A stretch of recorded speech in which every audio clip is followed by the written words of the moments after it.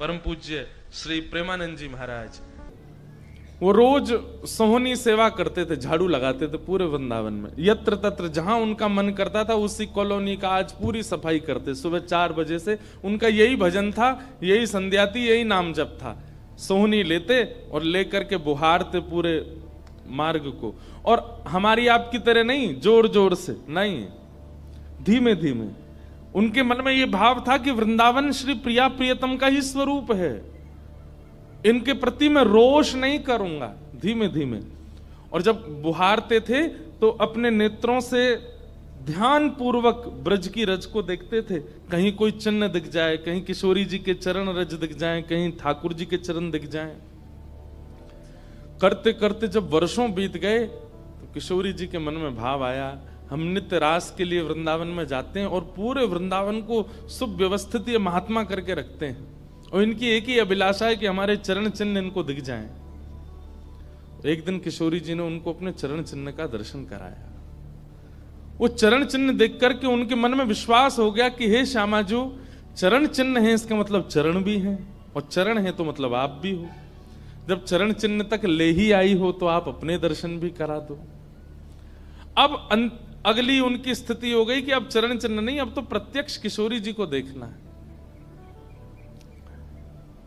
लेकिन हमारे ब्रज की एक परंपरा है कि जब तक किशोरी जी की सखियां अनुमति नहीं देंगी ना, तब तक किशोरी जी के दर्शन नहीं हो सकते। इसलिए ललिता जी को मनाओ, विशाखा जी को मनाओ, यमुना जी को मनाओ, गोपेश्वर महादेव को मनाओ। सखियां जब रीझ जाएंगी तब किशोरी जी से मिलना होगा। वृंदावन रस अलग है। अभी हम 15 तारीख से जो कथा करने वाले हैं वो वृंदावन रस के ही ऊपर है। 15 से लेकर के 18 अप्रैल तक गांधी धाम कच्छ गुजरात में, जहां पर वृंदावन रसामृत पद लिखा गया, वहां उस कथा को आप लाइव सुनना। उसमें वृंदावन रस की ज्यादा चर्चा करेंगे। तो जब तक ललिता विशाखा आदि सखियां अनुमति नहीं देती तब तक किशोरी जी के दर्शन नहीं होते। लेकिन किशोरी जी तो चाहती हैं कि उनको दर्शन दें। तो एक दिन किशोरी जी ने रास करते करते अपना नूपुर वहीं छोड़ दिया, और नूपुर छोड़ करके किशोरी जी निकुंज में चली गई। आप सुबह सुबह जब सोहनी करने आए तो आपको वो नूपुर मिला, और नूपुर देख करके वो आनंदित हो गए। इतना सुंदर नूपुर, ऐसी सुंदर उसकी कलाकृति, इतना हल्का उसका वजन, इतना सुंदर उसका स्वरूप।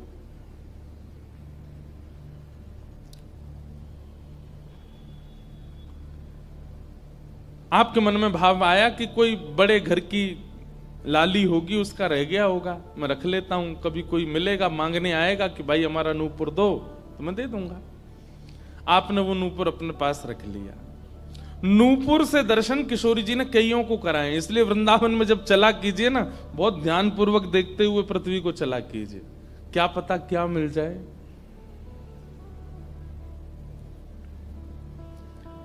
सूरदास जी को भी नूपुर से ही दर्शन हुए किशोरी जी के, और आज इन महापुरुष को भी हो रहे हैं। मुझे नाम स्मृति में नहीं आ रहा है, शायद संभवतः श्याम चरण दास जी नाम था। तो नूपुर को अपने पास रख लिया। किशोरी जी का नियम है कि जब रास में जाती हैं तो सब सखियां उनका श्रृंगार करती हैं, और एक एक श्रृंगार जो उन्होंने धारण किया है वो लिख लेती हैं। कानन में कुंडल पहने हैं, गले में ये हार पहना है, उसके ऊपर मोतिन की माला पहनी है, फिर गुंजा माला पहनी है, फिर नवलखा के हार पहने हैं, हाथन में इतने कड़ूला पहने हैं, पैरन में पाजे। क्यों? बोले रास में श्याम सुंदर आते हैं, पता ना काचोरी करके भाग जाएं। अगर एक कम रह जाए तो फिर ठाकुर जी की शामत कहाँ है, हमारी श्री जी का श्रृंगार बताओ। इसलिए सब सखियां जो हैं किशोरी जी के सिर से लेकर नख तक एक एक श्रृंगार को लिख लेती हैं पहले, रास में भेजने से पहले। और फिर रास में आने के बाद, रास से आने के बाद फिर सब सखियां एक एक श्रृंगार, एक बोलेगी हाँ भाई कानन में ये कुंडल हैं, सिर पर ऐसा सुंदर वो है, गले में ऐसी माला है, हाथन में कड़ूला, पामन में ये 2 पाजेब हैं, सब गिनती करो। और एक एक करके उतारती जाती है सखियां। आज किशोरी जी के चरणों का एक नूपुर नहीं है। शाखा आदि बोली हे श्यामाजू आपका एक नूपुर कहां गया? बोले अरे मो तो पतो ना है, सके नृत्य करते करते रह गए हो वृंदावन में। ललिता विशाखा बोली स्वर्ग के इंद्र के हाथी के दांतों से बना हुआ नूपुर है वो, सामान्य नूपुर नहीं है। आपके ऊपर तो कोटि कोटि ब्रह्मांड वारी वारी जाते हैं किशोरी जी, पर वो नूपुर ठाकुर जी ने आपको भेंट किए हैं, बड़े बहुमूल्य नूपुर हैं। अब किशोरी जी बोली मोए ना पता कहाँ रह गए हो कहीं पे। किशोरी जी तो मन बना चुकी है ना, दर्शन देना है उनको। तो ललिता विशाखा ने विचार किया कि हम ही जाती हैं, ढूंढ के आती हैं निकुंज में, कहाँ है वृंदावन में। बोले अपने रूप में तो नहीं जाएंगी, तो एक वृद्धा का रूप धारण किया, एक वृद्ध मैया का रूप धारण करके ललिता विशाखा गई और वृंदावन में ढूंढने लगी नूपुर कहाँ है।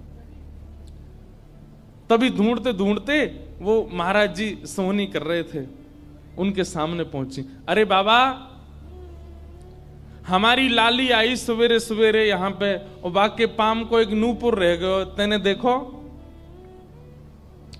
बाबा बोले तुम कौन हो रही? बोले हम पास के गांव की रहवारी, हमारी बहू है वो, और या की लाली है वो, जाको नूपुर रह गयो है। बाबा बोले मैं कैसे पहचान जाऊं कि तुम्हारी ही लाली का नूपुर है? भाई मनचले लोग हैं, बहुमूल्य वस्तु किसी पे देखते हैं तो सब अपना अपना बताते हैं। रोड में अगर 100 रुपया गिर जाए और 50 लोग वहां से निकल रहे हों, कि कोई पूछे भैया 100 रुपया किसका, सब अपनी जेब चेक करते, भले ही कुछ लेके नहीं थे, भले ही जेब में कुछ नहीं था, फिर भी देखते हैं लग तो मेरा ही रहा थे, मेरे जेब में 100 रुपए तो थे। सब अपना बताते हैं बहुमूल्य वस्तु को। तो मैं कैसे मानूं कि तुम्हारा नूपुर है? अरे बाबा हम कह रहे हैं तुम थे। बोले कहवे को अभी मैंने तो नूपुर, मैं तो असमंजस में पड़ जाऊंगा कि मैंने गलत आदमी दे दियो। बाबा फिर कैसे मानेगो? बोले एक नूपुर मेरे पास है, एक नूपुर तुम्हारी बहू ने ही पहन रखो होगो, वाकू ले आओ और यहां लाकर के मुझे पहले नूपुर की पहचान करा तो मैं दूसरा दे दूंगा। ललिता विशाखा बोली बड़ो चतुर बाबा है, श्री जी को बुला रहा है। अरे बाबा तो शर्म ना आवे, ऐसी घर की बहू बेटी ने हम तेरे पास लेके आवेंगे? बाबा बोले तो फिर चले जाओ, तुम पे भैया खूब धन धान्य, दूसरा नूपुर बनवा लियो, जे मुंह पे ही रहने दो। ललिता विशाखा बड़ी चिंता में लौट करके आई तो किशोरी जी बोली क्या बात है, आप इतनी चिंतित क्यों? बोले एक बाबा है, बाने आपको नूपुर धल लियो, यूं कह रहा है कि पहले जिनके पास एक नूपुर है उनको लेके आओ तब दूसरा दूंगो। तो श्री जी बोली इसमें क्या देर है, फिर ले चलो, चलते हैं ना। विशाखा जी समझ गई, बोले हे ललिता जी ये सब लीला किशोरी जी कर रही हैं, इनको दर्शन देना है उनको, और हमसे और आपसे स्पष्ट कह नहीं सकती, क्योंकि हम तो फिर सबको परखने लगती है ना कि इसमें कोई दोष तो नहीं, इसमें क्या गुण है। इसलिए किशोरी जी सीधे हमसे नहीं बोल करके और ये लीला कर रही हैं, इनको ले चलो। और किशोरी जी आई वृंदावन और महात्मा बैठे सोहनी कर रहे थे, और सामने से जैसे ही किशोरी जी को आते हुए देखा, बाबा ले हमारी बहू आ गई, अब नूपुर दे दे, देख या को नूपुर भी वैसा ही है। बाबा बोले मेरी आंख की कमजोर है ने, दूर से दिखना रही, पास लाके हाथ से स्पर्श कराओ। ललिता विशाखा बोली बाबा तो शर्म ना आ रही अपनी बहू को स्पर्श करा में? तो बोले चरण स्पर्श करावे में कहा देर, ले आओ। किशोरी जी समीप गई, जैसी चरण स्पर्श किए अपने हाथों से नूपुर पहना करके लिपट गए चरणों से। हे किशोरी जी, हे श्यामाजू, अब कृपा करो, मैं जानू ना तो ये दोनों कोई बूढ़ी मैया हैं और ना आप इनकी बहू, आप साक्षात किशोरी और ये ललिता विशाखा हैं, अब मुंह पे कृपा करो। तो किशोरी जी ने उसी नूपुर से उन महात्मा के सिर पर एक चिन्ह बना दिया, अपने नूपुर का ही चिन्ह बना दिया, और कहा बाबा अब जीवन भर ये छाप आपके मस्तक पर ही रहेगी, मेरे नूपुर की छाप। उन महात्मा के मस्तिष्क पर जैसे हमारे तिलक दिखता है, ऐसे प्रत्यक्ष नूपुर की छाप प्रत्यक्ष सबको दिखने लगी। अब ये तो थी उनके ऊपर कृपा, लेकिन इससे क्या हुआ कि वे महात्मा लौट करके जब अपने आश्रम आए तो उनके गुरुजी ने जब उनके माथे पर देखा तो वो बोले ए तुमने अपने गुरु के द्वारा दिया हुआ चिन्ह बदल दिया? हमने जो तुमको तिलक दिया तुम वो क्यों नहीं लगाते, ये क्या लगाए घूम रहे हो। तो हाथ जोड़ के निवेदन किया, गुरुजी ये कोई तिलक नहीं है, ये कोई चिन्ह नहीं है, ये तो मेरी किशोरी जी ने कृपा करके अपने नूपुर का चिन्ह मुझे दे दिया है। तो गुरुदेव बोले, हाँ तू बहुत बड़ा भक्त है ना, किशोरी जी आकर के तुझको चिन्ह देंगी। कोई माने नहीं, सब बोले जाओ इसको मिटा के आओ, और जो मैंने तुमको चिन्ह दिया है वो लगाओ। अब पहले तो उनके हाथ कांपे कि मैं इसको कैसे मिटाऊं, लेकिन गुरु आज्ञा से ऊपर कोई नहीं। देखो ये गुरु निष्ठा होती है। किशोरी जी ने भले ही चिन्ह दिया, लेकिन गुरु आज्ञा है तो ठीक है।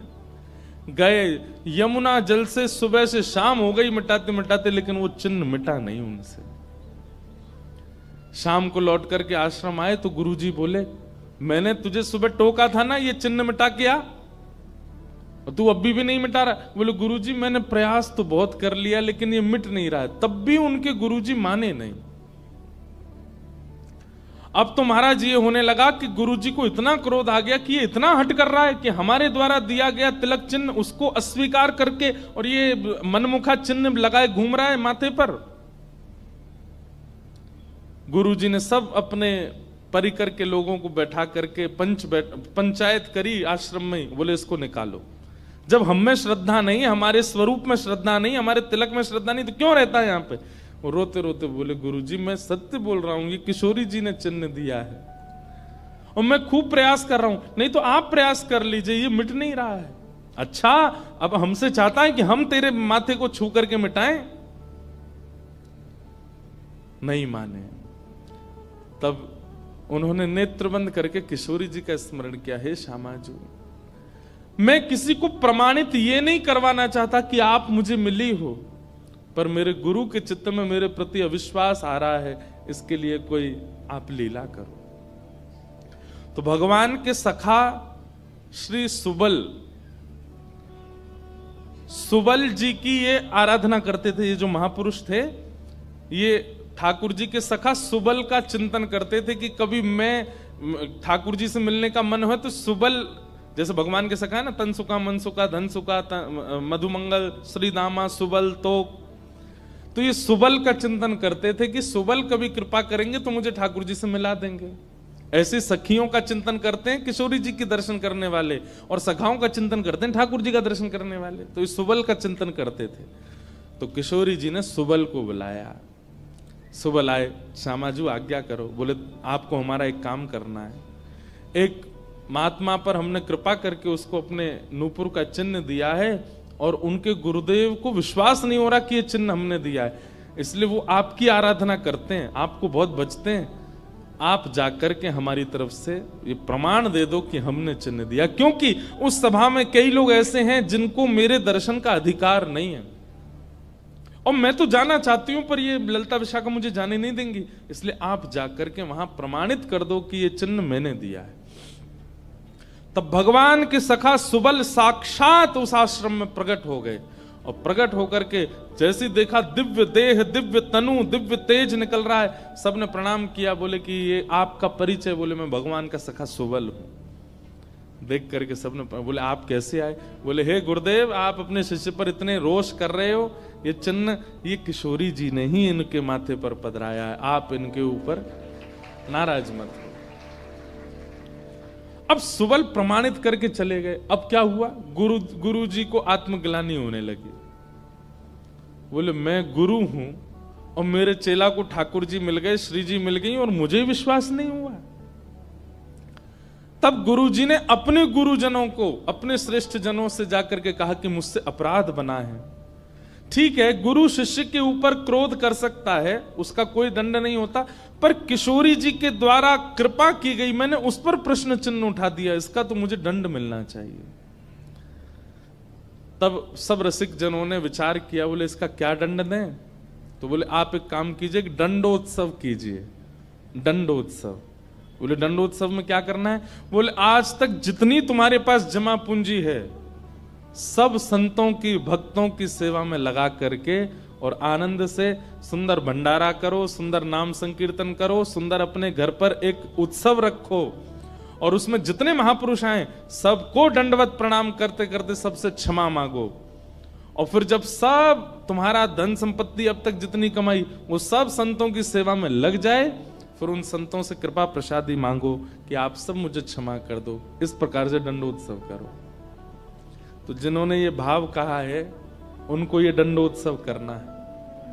दंडोत्सव मतलब अब पूरे जीवन की जमा पूंजी तो खर्च नहीं कर पाओगे, पर हां पिछले 3-4 साल में जो जमा कर रखा है प्रयास करो उससे। पंढरपुर में वारी जाती हैं, हमें भैया बता रहे थे अपने जो जिनके साथ हम घूम रहे थे कल, कि यहाँ वारी जाती है, यहीं से जाती है श्री पंडरीनाथ भगवान की वारी में इतने सारे वैष्णव जाते हैं, उनकी सेवा में लगा दो। वृंदावन जाके कुछ लगाया, पंढरपुर में लगा दो, गोवर्धन में लगा दो, और सुंदर अपने घर पर एक ठाकुर जी का उत्सव करके किसी श्रेष्ठ को वृंदावन से बुला करके उनका सुंदर संकीर्तन करवाओ, कथा करवाओ, 2-3 दिन का ही कोई उत्सव रखो।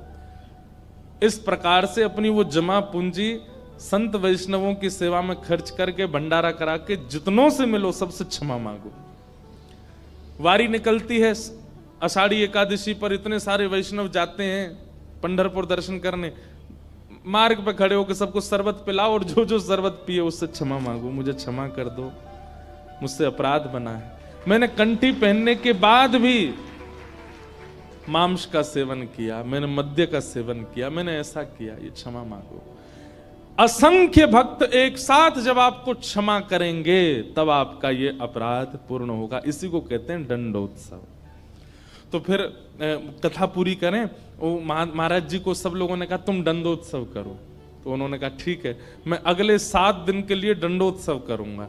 ब्रज में जितने भी संत आवेंगे ब्रज की सीमा पर खड़े होकर के सबको माला पहना करके सबको सत्कार के साथ लाया जाए। आश्रम में उनकी रहने की सुंदर व्यवस्था, प्रसाद की व्यवस्था, और नाम संकीर्तन अखंड चले 24 घंटा 7 दिन तक, और खूब भंडारा चले, और जितने महापुरुष आए सबसे क्षमा मांगनी।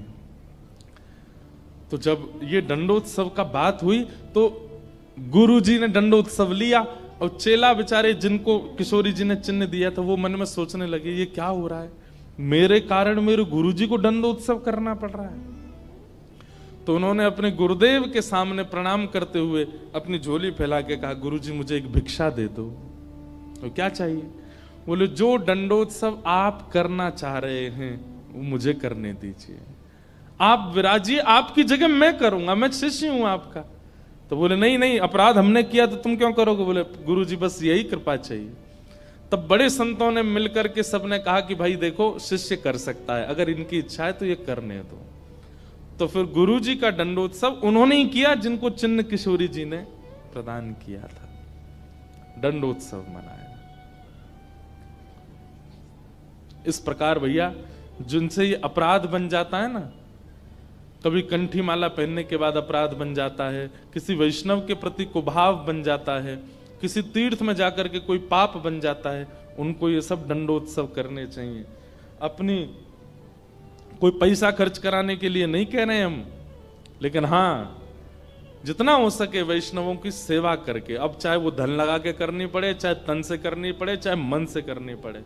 पर लोग बड़े कंजूस हैं आजकल, बोले कि महाराज जी आपने मन से सेवा भी तो कही है, कोल्हापुर में बैठे बैठे आंख बंद करके यही संतों की सेवा कर देंगे, इनके पाम पूछ दिए, 5000 रुपये हमने दक्षिणा में दे दिए, ले खर्च भी नहीं हुए, मन से सेवा भी हो गई। किसी का भाव है कि आप कहते हैं महाराज जी कि ठाकुर जी से कुछ मत मांगो, पर अगर ठाकुर जी से कुछ मांगना है तो ठाकुर जी को मांगो। ठाकुर जी अगर मिल गए तो फिर उसके बाद क्या? ये तो भाई जब मिल जाएंगे तब मैं पूछूंगा आपसे, उसके बाद क्या? सही बात तो ऐसी है कि ठाकुर जी मिल जाएंगे ना, ठाकुर जी सदा के लिए तो नहीं रहेंगे, थोड़ी देर दर्शन देके चले जाएंगे और फिर आपके चित्त में अखंड प्रेम प्रज्वलित करके जाएंगे। अनंत प्रेम के रस में आप डूबने लगोगे, जिसको देखोगे उसी के प्रति प्रेम उत्पन्न होने लगेगा, उसी के प्रति श्रद्धा भाव, उसी में ही वैष्णव दर्शन होने लगेगा। छके रहोगे सदा कृष्ण प्रेम में, जैसे मीरा बाई। जिन भेषा मेरो सावरो रीझे, जिन भेषा मेरो सावरो रीझे, जिन भेषा मेरो गिरधर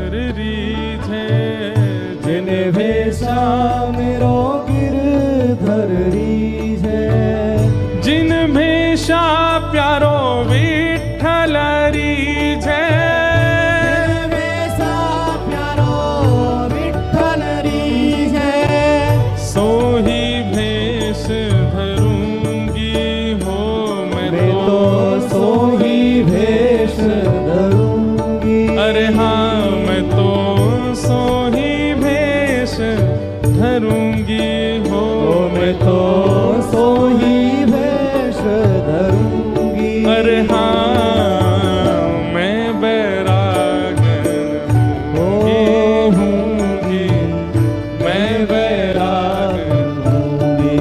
ओ बाला मैं बैरागन हूँगी, मैं बैरागन हूँगी, मैं बैरागन हूँगी। ओ प्राण हमारा वहाँ बसत है, प्राण हमारा वहाँ बसत है, प्राण हमारा वहाँ बसत है, प्राण हमारा वहाँ बसत है। ओ यहाँ तो खाली को,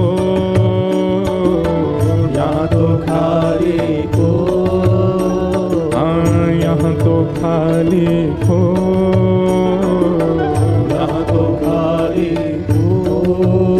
ओ मात पिता परिवार सोई है, मात पिता परिवार सोई है, मात पिता परिवार सोई है, मात पिता परिवार सोई है। ओ कहिए तिनका तो भला कहिए तिनका तो, हाँ भला कहिए तिनका तो, भला कहिए तिनका तो।